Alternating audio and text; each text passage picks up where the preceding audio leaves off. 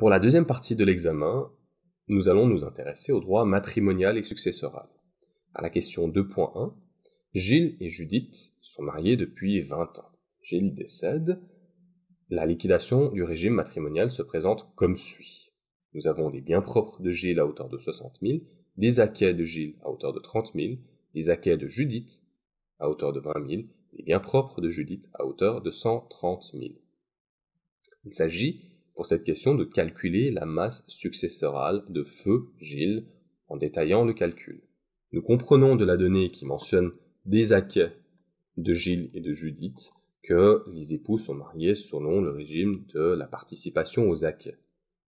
Pour calculer la masse successorale, la règle est relativement simple. Il faut prendre d'une part les biens propres de la personne décédée, de Gilles, et il faut prendre la moitié des acquêts du couple, c'est-à-dire la somme de 30 000 et de 20 000.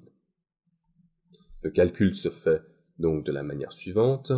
Nous allons donc prendre les 60 000 des biens propres, plus la moitié des acquêts, donc 30 000 plus 20 000 divisé par 2, qui vont donner, donc 30 000 plus 20 000 c'est 50 000, la moitié c'est 25 000, 25 000 plus 60 000 qui donne 85 000.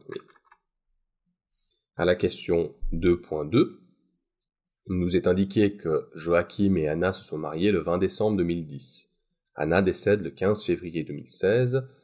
En vue de liquider le régime matrimonial, il nous faut répartir chaque montant dans la ou les cases appropriées. Il s'agit à nouveau d'une question de droit successoral portant sur la liquidation du régime matrimonial.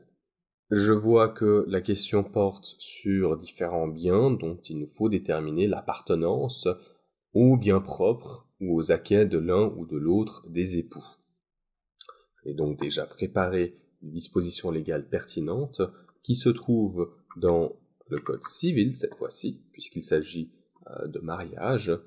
Nous allons aller dans le code civil, suisse évidemment, dans la partie droit de la famille, puisqu'il s'agit de questions familiales, des époux, puisqu'il s'agit de relations entre les époux, et non la partie des parents qui concerne les relations entre des époux et les enfants.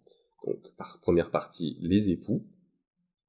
Au titre 6e, nous avons le régime matrimonial, et nous avions vu que la question porte sur des acquêts. Donc, il faut prendre les dispositions concernant le régime ordinaire de la participation aux acquêts. Nous allons ensuite ouvrir encore les dispositions concernant la formation des acquêts de l'un ou de l'autre des époux, que nous voyons aux articles 197 et 198. À la première ligne, il nous est indiqué que Joachim a hérité un portefeuille d'actions valeur 48 000 francs en 2012, pendant le mariage. Est-ce que ce portefeuille fait partie des biens propres ou des acquêts de Joachim? Nous rendons dans le code civil, où nous lisons à l'article 198, spécifiquement au chiffre 2, que les biens qui appartiennent à un époux au début du régime, qui lui échoient ensuite par succession, c'est-à-dire par héritage, ou à quelque autre titre gratuit, c'est-à-dire par donation, eh bien, ces biens-là sont des biens propres de par la loi. La réponse est donc, les 48 000 francs font partie des biens propres de Joachim. À la seconde ligne, on nous indique qu'entre 2012 et 2015, ces actions héritées ont rapporté 3 400 francs de dividendes. Est-ce que ce revenu d'un bien propre fait partie également des biens propres de Joachim ou fait-il partie des acquêts? Rendons-nous dans le code civil à nouveau, où nous voyons, cette fois-ci dans l'article des acquêts, que les revenus des biens propres font partie des acquêts d'un époux.